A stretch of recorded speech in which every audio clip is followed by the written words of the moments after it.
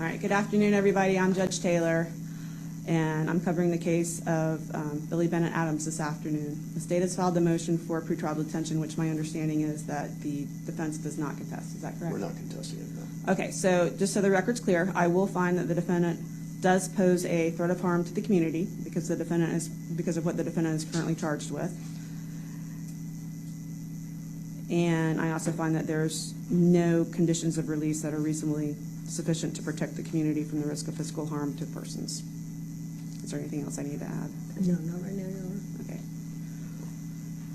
Okay. All right. So, Mr. Adams, you will be held without bond on these 2 counts, and I'm not sure what's going to happen afterwards. But as of today, it's no bond on these 2 counts. And so now we're going to go forward on the defendant's motion for protective order. Yes, ma'am. Okay. It's your motion. You may proceed. I'd like to just hand 2 cases to the court and state if I may.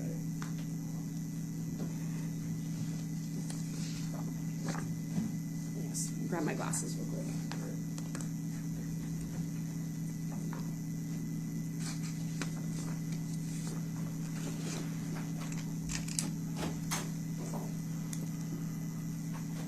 Yes, you may proceed.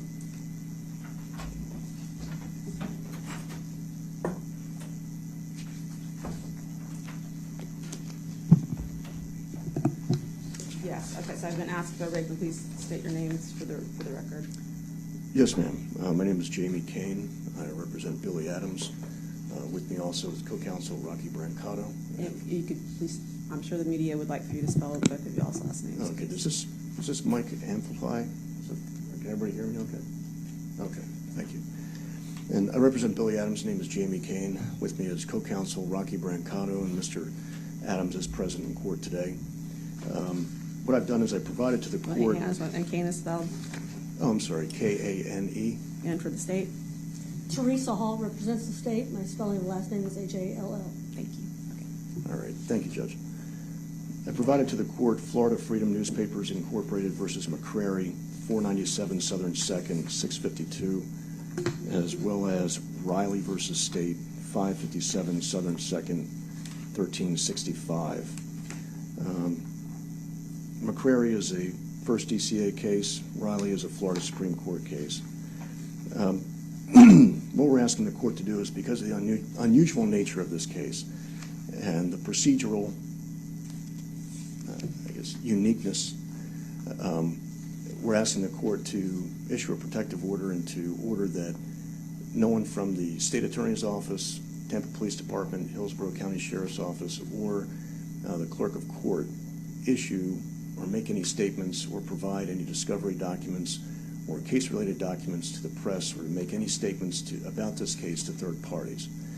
And I understand that these types of motions don't occur that often, but because of the uniqueness of this case and because of the amount of information that has already made its way into the public domain, we believe that any further information related to this case could certainly impact Mr. Adams' right to a constitutional and fair trial here in Hillsborough County.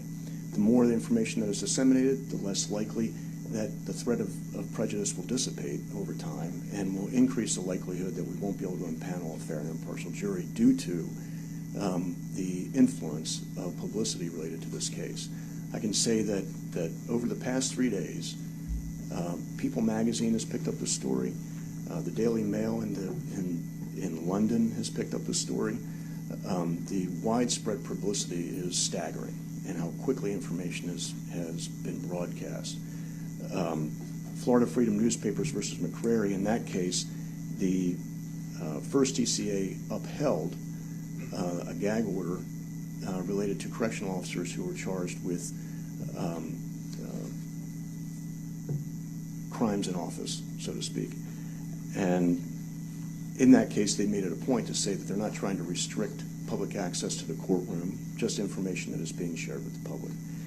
And for the same reasons that we have already outlined so far in the motion, is the reason why the first DCA upheld the trial court's issuance of a temporary protective order, limiting the amount of information and more or less silencing any party involved with access to that information, including the attorneys, pending sequestration of the jury at trial.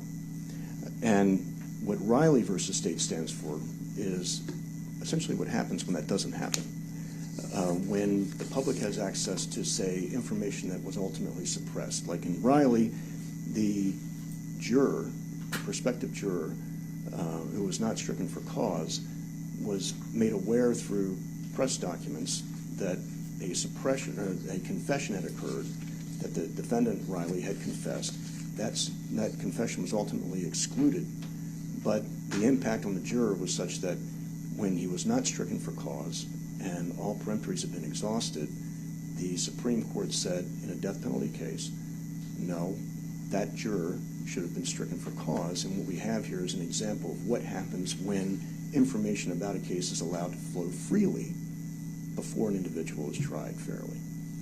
And so what we're asking this court to do is to, in the motion, I've laid out exactly the facts that have been disseminated, in addition to a most recent Fox 13 news article that more or less tracked the motion for pretrial detention.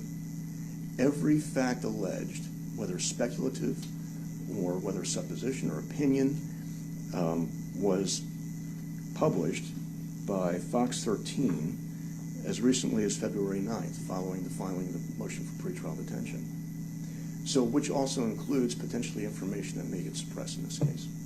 So we have no guarantees of what the court is going to allow the jury to hear, but what we have here is information flowing freely from the state attorney's office to the press, to the public, some of which is highly speculative, some of which is highly inaccurate. So I'll give you an example. The press has reported that the age of the child inside the car was 18 months or 23 months. So we don't have consistent reporting even on something as simple as the age of the child in the car. We have police speculating on motive, saying that Mr. Adams' motive here was because he didn't want to be a father and he had other romantic interests going on. There is no evidence to support that statement by the police to the press at a press conference, which makes its way to the public, understanding the state doesn't have to prove motive, but that is gossip. So what you have here are the police authorities spreading gossip about motive that is not established in this case. And what that creates in the minds of the jurors is a permanent impression until that threat dissipates. And we're not able to control it. So what we're asking this court to do is to exercise its inherent power to elevate Sixth Amendment rights to a fair trial over First Amendment rights of the press to any disclosure that may exist between the state and defense. And what we have in Florida Freedom Newspapers versus McCrary is that exact point.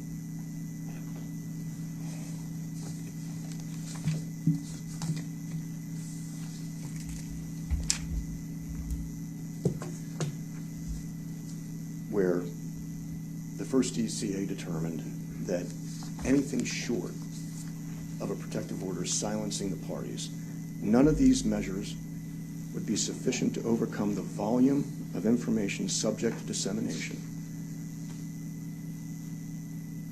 by the respondents and the probable effect of dissemination upon the minds of the public.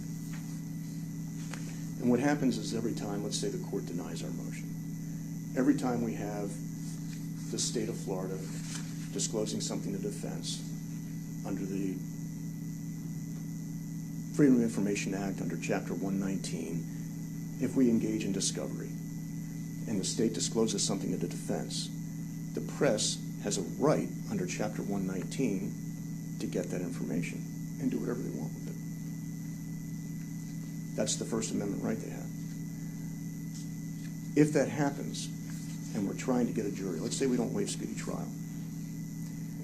If that happens, every time that happens, we have to wait for the threat of that dissemination to fade. As we all know, if something is in the press today, it may not be in the press 6 months from now.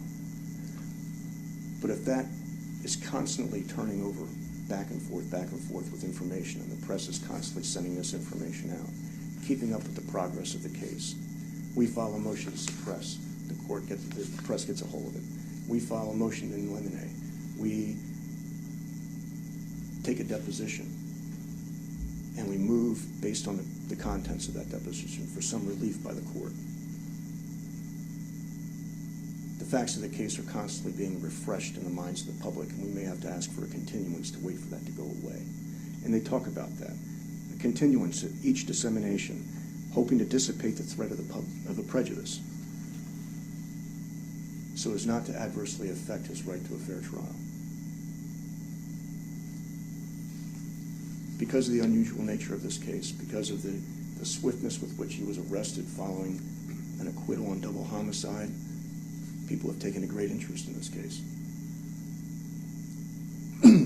The first case has nothing to do with the second one, except in terms of timing. And so what we're asking this court to do is to do what is necessary to temporarily minimize the threat of prejudice to his Sixth Amendment rights, grant the motion,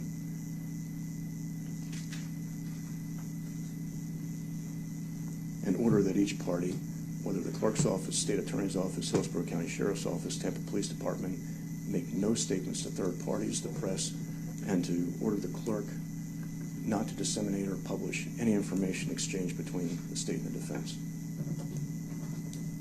Okay, I have a couple of questions. Yes, ma'am. So to make sure I understand this. So your main concern is with the accuracy of mainstream media? No. The main concern is the effect that is having on the minds of the public, who eventually will be jurors in this case. Well, you gave the example of how old the unborn child was. Right. Part of that is that in addition to the facts, which may not be in dispute here, the accuracy of the information is also a concern, because we don't control what the press says. We don't control how it's reported. Right. So when inaccurate information is taken from otherwise accurate reporting, that compounds the potential for prejudice. Meaning that if accurate information is one thing, that's fine. We also don't want any information going out about this case. But the threat of prejudice is increased dramatically when that information is not accurate. So one of the ways we control and prohibit and avoid inaccurate information is to make sure no information gets out. Well, a couple more follow-up questions on that. Just so that we're clear, I do not, even though I am a judge, I do not have the ability to order mainstream media to be accurate in their reporting. I understand. Okay. That's the first question. The second question is, are you familiar with a very big media case that's going on right now as we speak in South Carolina, the Murdoch trials? No, ma'am, I am not actually familiar with that case at all. Okay. They didn't press all over nationwide, worldwide press. Speedy wasn't waived, jury's not sequestered. In fact, the rule wasn't even invoked. But if you're not familiar, it's going to be difficult to have a conversation with you about that, so we'll skip that. I would like to say before I move on to the state's response, I mean, I think we can all agree that Florida is certainly not at a lack of media cases. In fact, I want to say that we're probably, if not the number one, probably the number two state as far as trials covered by Court TV or mainstream media here. I mean, there's a reason we have those memes called Florida Man, just because we have such notoriety cases here. So I will say, I mean, the media is usually great interest in our Florida cases, and we're usually very open to the press. So with that, I'll turn it over to the state. Thank you, Laura. First of all, I'm not sure that you're fit, not you fit, but the court at this moment is fit to rule on this, because Tampa Police Department, Hillsborough County Sheriff's Office, and the clerk's office were not served notice of this. Okay. I got it This morning. But the other entities that he's asking you to restrict haven't been served notice. So that's the first thing. The second thing is that the court is well aware that Chapter 119 is what allows our broad public access. The court was formerly board certified in that area before it became a judge. Yes. All right. And so we have the court. We have media here now. where a lot of states don't allow media to have cameras or any kind of recording equipment in the courtrooms. Florida's not that way. Chapter 119 has exemptions to what can and cannot be disclosed during discovery. We're not to that point. We haven't even had a grand jury to form an indictment yet. So discovery has not went back and forth. Formal discovery has not went back and forth. And even when it does, Chapter 119 has exemptions of what can be and what cannot be shared, including transcripts of a defendant's statement. Those would not go to the media. If there were to be a motion to suppress and those were played in open court, that would be different. Then the media would have access to those documents. Another point I want to make is that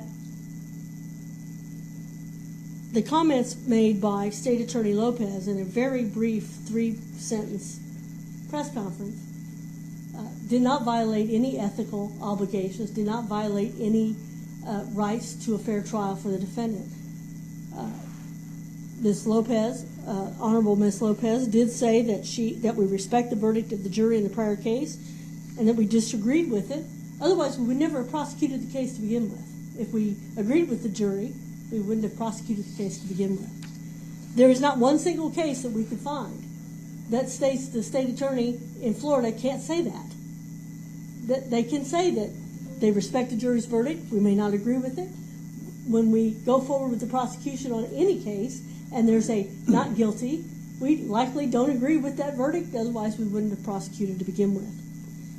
I also want to make sure that the court is aware that this office does everything in its power to assure that every defendant receives a fair trial. We have meetings about it. It is our belief. We did not do anything to violate Professional Rules 4-3.6. We have not done that in any other cases in this office, and we have not done that in this case. We would always want the defendant to have a fair trial. But there is also Chapter 119, not to mention Marcy's Law. Correct. I have a right, we have an obligation to talk to third parties, i.e. next of kin. They have a right to know certain things about what's going on. It's written in now into our Constitution.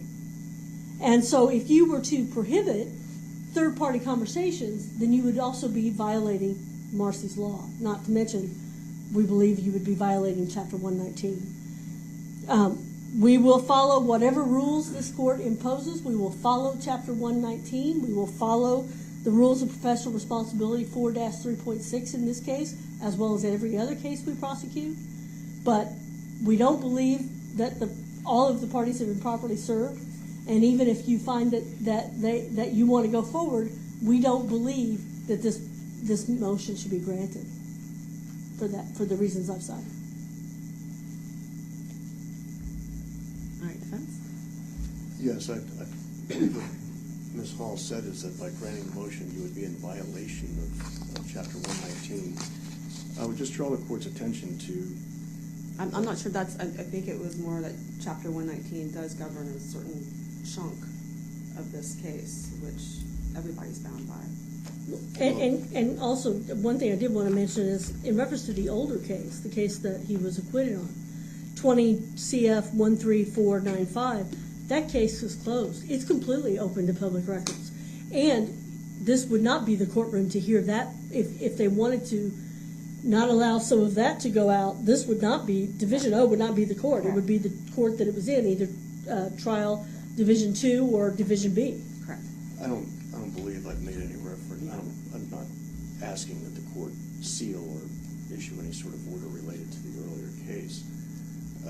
I would just draw the court's attention to specific language of Florida Freedom Newspapers Incorporated versus McQuarrie. And in that, the court directly addresses the 119 issue. Right where it begins at head note 3, in the opinion on page 4 of the document that I provided, trial court has the inherent power to control the conduct of the proceedings before it, and it is trial court's responsibility to protect the defendant in a criminal prosecution from inherently prejudicial influences which threaten fairness of his trial and the abrogation of his constitutional rights. It goes on to say, we conclude, based upon the following comments by the court below, that it appropriately struck the balance in favor of the defendant's right to a fair trial under the Sixth Amendment and it quotes the court as saying, the trial court, this court finds that these documents become public records when they are furnished to the defendant. That's true. And the case law is replete, and the Florida statutes are clear. It goes on to say, this court finds and concludes that the constitutional rights of the defendants are controlling over any and all provisions of Chapter 119 Florida statutes pertaining to public records, and this court has the authority pursuant to, and it quotes the discovery rules, to restrict or defer specified disclosures during discovery upon a showing of good cause. So it's not that we take Chapter 119 and we elevate that over constitutional rights to a fair trial. We're asking this court to do a balancing. And we're asking this court to strike the balance in favor of Mr. Adams based on the extensive pretrial publicity that's occurred so far. I'm not saying that the state is incorrect in making reference to its disappointment or its disagreement with the verdict. Where we're drawing the line is where we say that there is some relationship there, and that there is some relationship between those two cases, which ultimately is a legal decision to be decided by this court, whether or not any of those facts or the fact of that acquittal is going to be admissible in relation to some theory by the state that there is a connection there.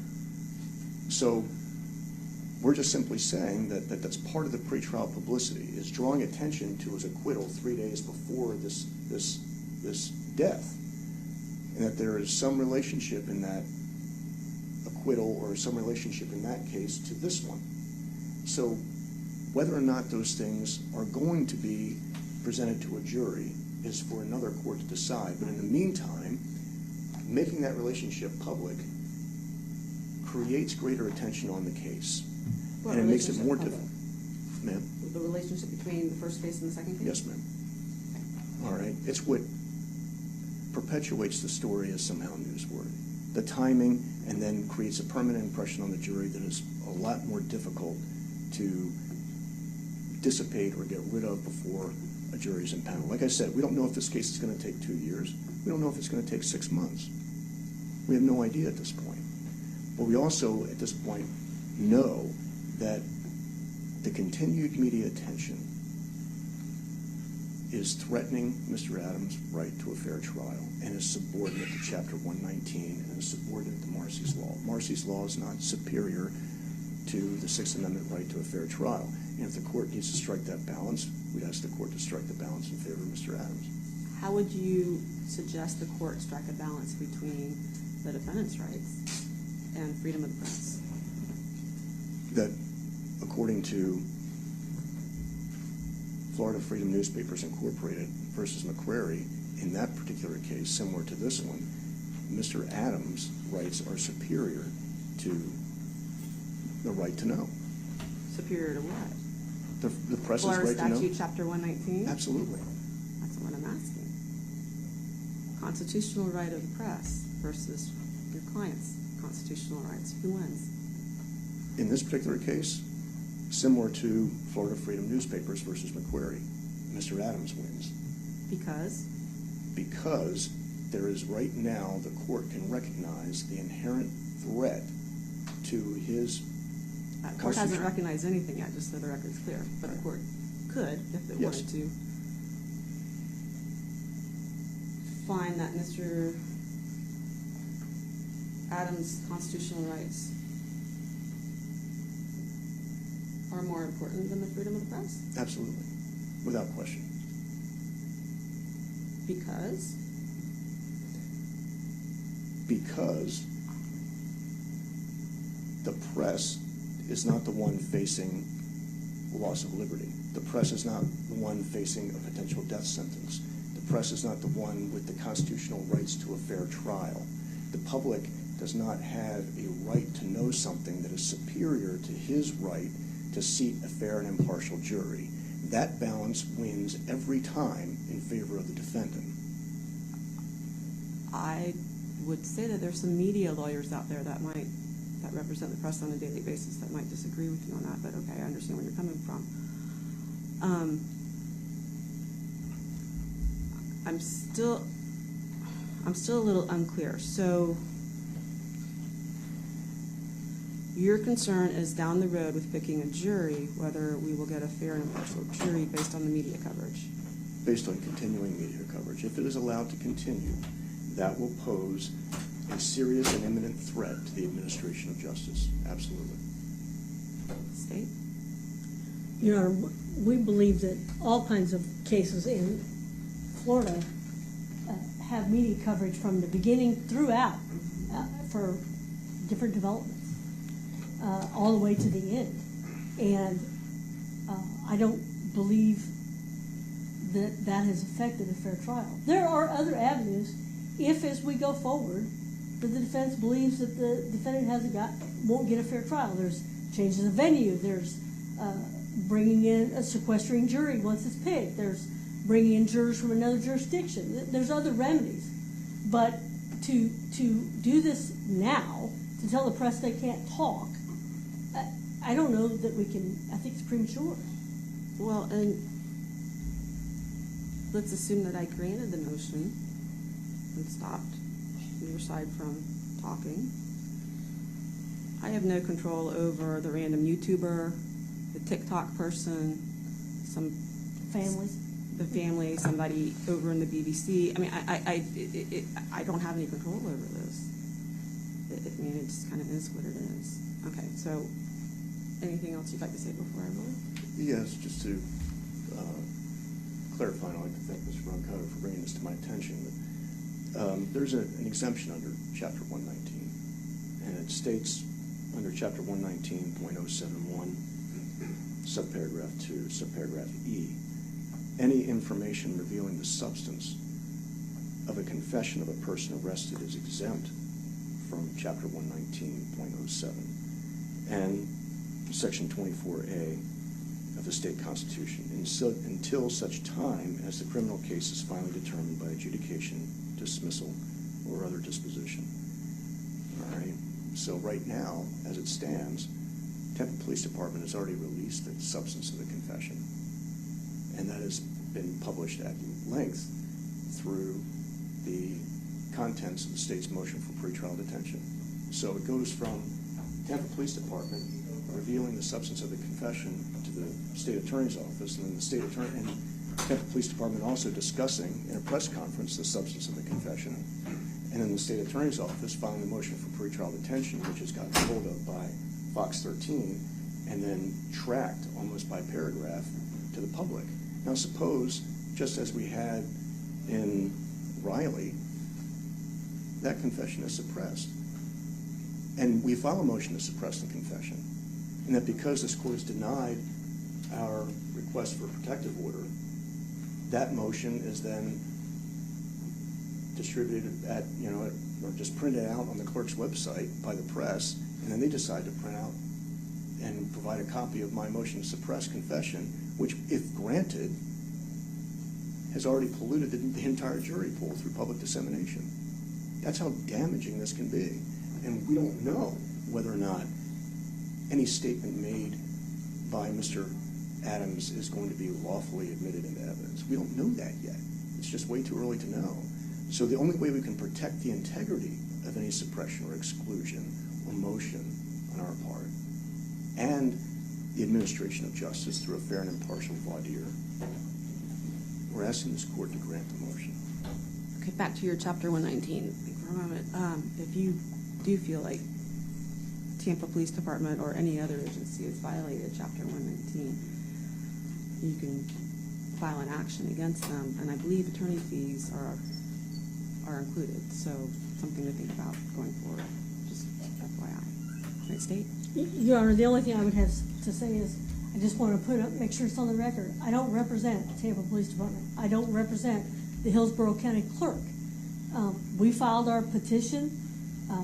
It was made public because it was filed through the clerk's office as we were supposed to file.